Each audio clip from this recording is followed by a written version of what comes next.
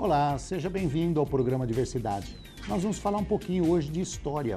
A história do mundo, ela geralmente é contada através dos feitos dos heróis, dos mártires e, às vezes, daquelas pessoas que não significaram nada em termos do bem e muito para o mal, também entra para a história. Mas a história do mundo, o progresso do mundo é contado através dos seus mártires, dos seus heróis, dos seus feitos.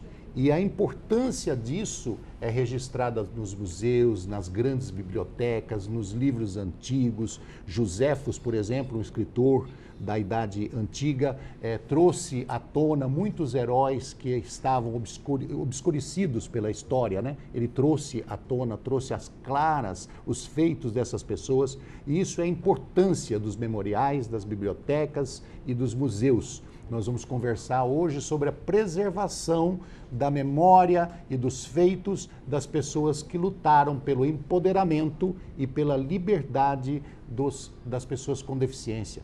Nós vamos falar com a Elza. Tudo bem com você, Elza? Tudo a Elza ótimo. Ambrosio é curadora do Memorial da Inclusão de São Paulo. Sim. Memorial da Inclusão, os caminhos da pessoa com deficiência. Esse é seu nome completo. Nossa, é lindo. Os caminhos da pessoa com deficiência. Sim, Lindo o nome. sim. Eu não sabia que tinha esse complemento. Tem, Ô, Elza, sim. como que surgiu, de quem foi a ideia, como que surgiu, como que foi mastigado essa informação aí até chegar ao ponto de nascer o Memorial da Inclusão? Bom, a ideia, eu acho que para ela se tornar uma boa ideia, ela tem que ter uma participação, assim, principalmente das pessoas interessadas. E essa ideia vem de muito tempo. Eu participo desse movimento social de pessoas com deficiência há bastante tempo. A gente começou em 81, Ano Internacional das Pessoas com Deficiência. E de lá para cá, participando de muitas reuniões dos mais diversos assuntos, em 97, um amigo nosso comemorou seus 50 anos e 30 anos de deficiência. Então ele falava 30 anos de resistência, de sobrevivência. E aí a gente falou, não, eu acho que de vida, não de sobrevivência, porque ele teve uma vida muito rica. E, então, ele fez nesse aniversário, ele fez uma exposição no Conjunto São Luís, lá na Paulista, no Colégio São Luís, e para falar da vida dele, as reportagens, tudo que saiu sobre ele. Ele se tornou uma pessoa com deficiência causada por um tiro, um atentado na década de 60. E aí, então, ele queria falar disso. E aí, quando fomos convidados para esse aniversário, ele falou, não, nós temos que fazer exposições para contar da vida das pessoas, de todos e o que estão fazendo. E aí essa ideia veio, se Isso falava... na década de 80? De 90, De já, 90. No início já da década de 90. E aí, então, em todas as reuniões se falava, vamos fazer uma exposição, né? E nunca fizemos mais. Aí, em 2006, nós comemoramos 25 anos do Ano Internacional da Pessoa com Deficiência. Falou, vamos agora fazer essa exposição? Mas eu estava na organização de um evento, foi um seminário que aconteceu. Só que você já estava juntando materiais. Paulo. Porque eu venho de um centro de documentação, então a gente já trabalhava com esse assunto ao longo do tempo. Aí nós fizemos essa exposição para comemorar os 25 anos do Ano Internacional. E aí foi assim, foi aí que despertou a ideia, porque nesse evento tinha pessoas do Brasil todo. Era um seminário bastante importante e as pessoas gostaram muito da exposição, de se verem ali, de ver a forma como a gente estava contando aquela história. Eram 8 painéis, assim, de uma forma bem precária. A gente teve menos que um mês para fazer essa exposição, desde concepção, montagem, tudo. E as pessoas ficaram emocionadas em ver as histórias, o que a gente estava mostrando ali. Tanto que essa exposição foi convidada para ir para Brasília, para estar presente lá no momento da entrega do Prêmio de Direitos Humanos. Que ótimo. Então levamos essa exposição para lá. E aí quando eu fui trabalhar na Secretaria de Estado, a primeira Secretaria de Estado do Direito da Pessoa com Deficiência, eu fui a convite da secretária, mas ela me convidou com outro objetivo. Eu trabalhava com acessibilidade na web. Então, fui convidada para fazer o site da nova secretaria. Isso foi muito rápido e aí veio a ideia. Eu acho que é aqui que nós temos que fazer a exposição. E tem um espaço bom lá, né? O espaço é maravilhoso, né?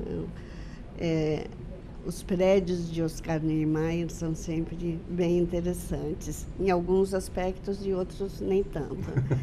Então, tivemos que cuidar bastante de acessibilidade, uns detalhes. Você sabe que nesse ponto eu sou meio rebelde, né, com relação à arquitetura. Eu acho os prédios do Niemeyer de uma beleza assim... São obras de arte, né? São obras de arte. Mas a funcionalidade deles deixa muito a desejar. Quase todos que eu entrei, me desculpem aí os apaixonados pelo Niemeyer, mas gosto é gosto e observações são observações. Tá. Mas eu acho que a funcionalidade deles deixa um pouco a desejar. Mas tudo bem, o Exatamente. espaço que vocês têm lá é muito bom. Ele é bem interessante, sim. Então é isso, é uma obra de arte, mas para nós que estamos lá dentro da obra de arte todos os dias, às vezes não é tão bom assim, mas a gente faz tudo para que fique melhor. Não, ele é lindo. O Memorial da América Latina é lindo. Bom, nós estamos falando do Memorial da Inclusão, então já vamos dizer, o Memorial da Inclusão fica dentro do Memorial da América Latina aqui na Barra Funda. E é aberto ao público, né? Aberto ao público. Aberto ao público, semana inteira, os dias úteis? Semana inteira. Como ainda está dentro de um equipamento público, ele não é ainda um equipamento só de cultura, então ele funciona de segunda a sexta-feira em horário comercial. Segunda a sexta-feira, horário comercial, o Memorial da América Latina. Isso. Fica ali naquele redondão no assim. portão 10 do Portão 10. complexo do Memorial da América aquele prédio que é redondão, assim, parece um tambor de vidro. Isso. Ele foi construído para ser um Parlatino, Parlamento Latino-Americano. Certo. Então fica ali naquele prédio, portão 10. Bom, a partir do momento que você tinha a documentação, aí você começou a investigar quem eram a gente fala os dinossáuricos. Porque no nosso meio a gente fala isso para lembrar daquelas pessoas com deficiência que começaram a lutar lá na década de 50, década de 60, e lutaram ferozmente, né? Foi mesmo. Pela independência, pelos direitos da pessoa com deficiência, e não tinha nenhum apoio da sociedade, não tinha apoio da mídia, não tinha apoio de secretaria, não tinha apoio de políticos, era na mão mesmo, era no braço. Né? Então os dinossáuricos são essas pessoas que começaram essa luta pela independência, pela inclusão, pelos direitos da pessoa com deficiência. Esses foram os primeiros que entraram no memorial. Isso, foi essa a ideia. Então, nós queríamos resgatar a história dessas pessoas que, em 1981, que foi um marco para a gente, né? Não só no Brasil, no mundo, por ser o ano internacional. Então, em 81, essas pessoas já eram muito atuantes. E aí, então, nós queríamos contatá-las logo, né? Então, era assim, primeiro, era uma questão de idade, então, vamos falar com esses primeiro. E conseguimos, assim, um acervo bem interessante, mas a ideia era construir um espaço que fosse completamente acessível, claro que tinha que ter um desenho universal, e convidamos pessoas com deficiência para virem ajudar a formar essa história. Então, lá nós falamos de todas as deficiências, são 11 painéis. Então, temos sobre deficiência física, auditiva, visual, intelectual. Temos um painel onde falamos dos conselhos de direitos, falamos de legislação, falamos de comunicação, sociedade, suas linguagens, principalmente para se referir à pessoa com deficiência. E temos esse painel principal que fala do movimento social de pessoas com deficiência. Nesse painel do movimento social, Então, nós temos um espaço onde tem fotografias 3x4 grandes, fotografia de rosto de pessoas com deficiência. São só 60. Então, realmente, a gente não consegue. Mas nós no espaço... tivemos um número muito grande mesmo, viu, Elza? Foram, assim, que atuaram mesmo ativamente, que brigaram, que foram para Brasília, que lutaram dentro de São Paulo.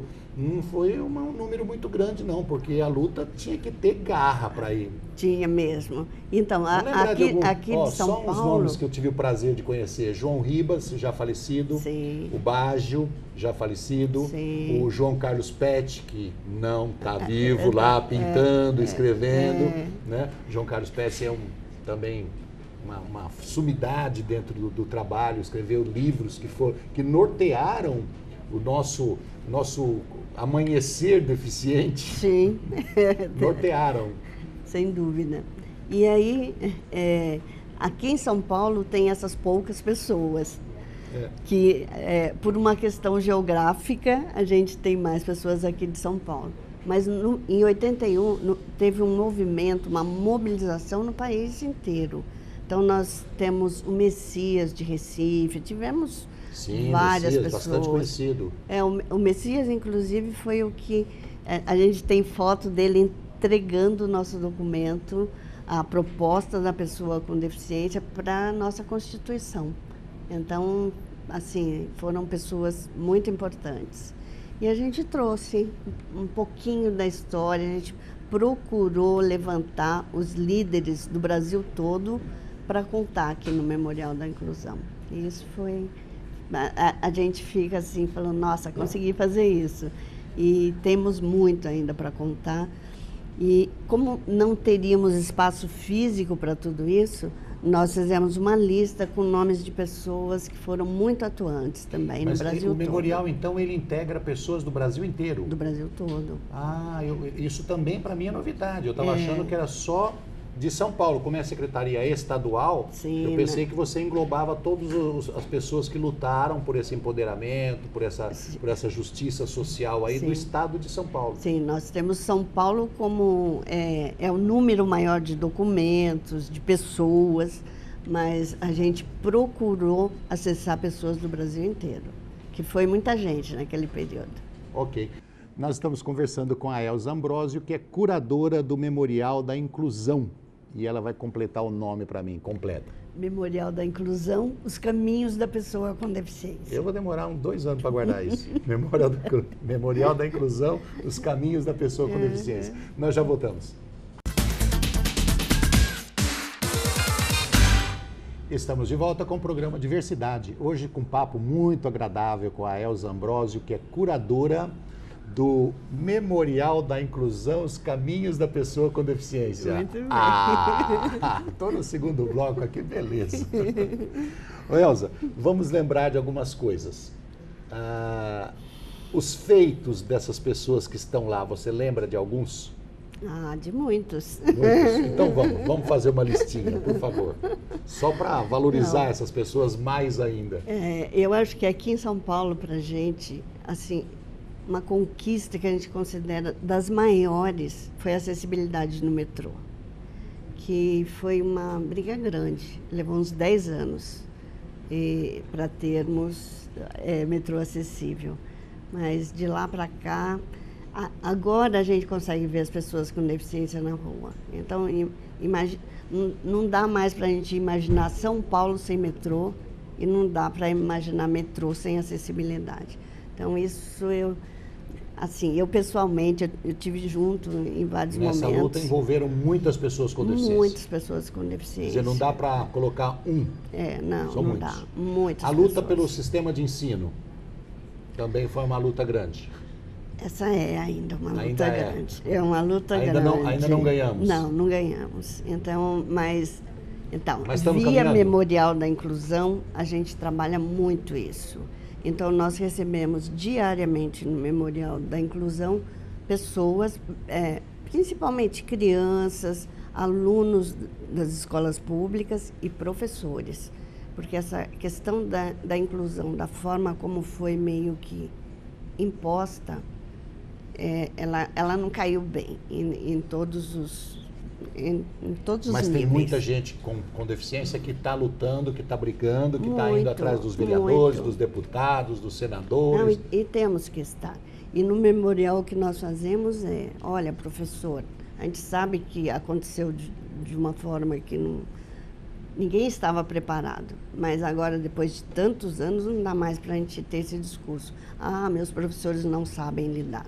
Então, é um outro momento e a gente trabalha. Eu gosto de dar uma cutucadinha, porque eu sou um lutador também. Nesse assunto, você sabe disso. Eu sei. Professor, não dá mais para ficar dando aquela grande desculpa de que eu não tenho apoio, eu não tenho isso, eu não tenho aquilo. Não, você também participa da luta. Sim. Professor, mais que participa da luta, não é isso? Sem dúvida. Ele tem que ir atrás de ir fazer uma reciclagem, procurar os lugares onde estão trabalhando com pessoas com deficiência, procurar a Secretaria Estadual dos Direitos da Pessoa com Deficiência, procurar a Secretaria Municipal da Pessoa com Deficiência. Sim. E verificar onde que eu posso aprender a dar aula, onde para essas pessoas. Não estamos falando aqui da sua cultura dentro da sua matéria, não estamos falando disso. Se você conhece matemática ou português, não estamos falando disso. Nós estamos falando em lidar com as pessoas. Sim. Então, eu acho que já passou dessa época. Os professores têm que dar um passo à frente por si só. Fala assim, o Estado não me dá apoio, não me paga para isso. Não. Eu acho que se ele gosta de ser professor, porque o professor, como o pessoal diz, é um sacerdócio, não é isso? Obrigado pela lembrança. Né? Ele não tem que pensar somente no financiamento disso, financiamento daquilo. Ele tem que ir atrás. E muitas vezes não, acho que 100% das vezes não se gasta dinheiro com isso. Porque os cursos que são dados pelo Estado e pelo município não são cobrados. Sim. Não é isso?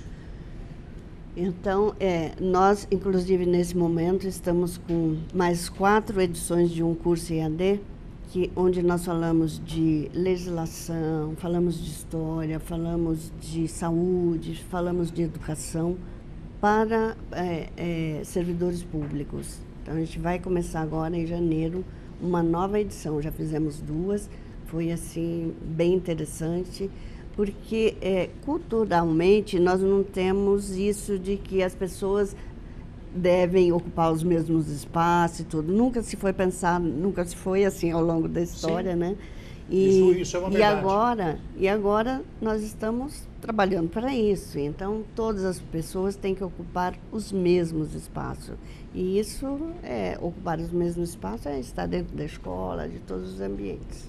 Elza, eu vou voltar a esse assunto de ocupar o mesmo espaço, mas eu queria só voltar na questão da luta. Nós falamos da luta pelo ensino, eu queria falar assim, a luta pelo trabalho, pelo direito ao trabalho, também foi uma luta que envolveu muitas pessoas com deficiência, e aí entrou a DRT, né, que nos ajudou muito na figura da doutora Lucila, na figura do Cal, certo? Que são 2 pessoas queridíssimas nossas, que lutaram muito junto com as pessoas com deficiência.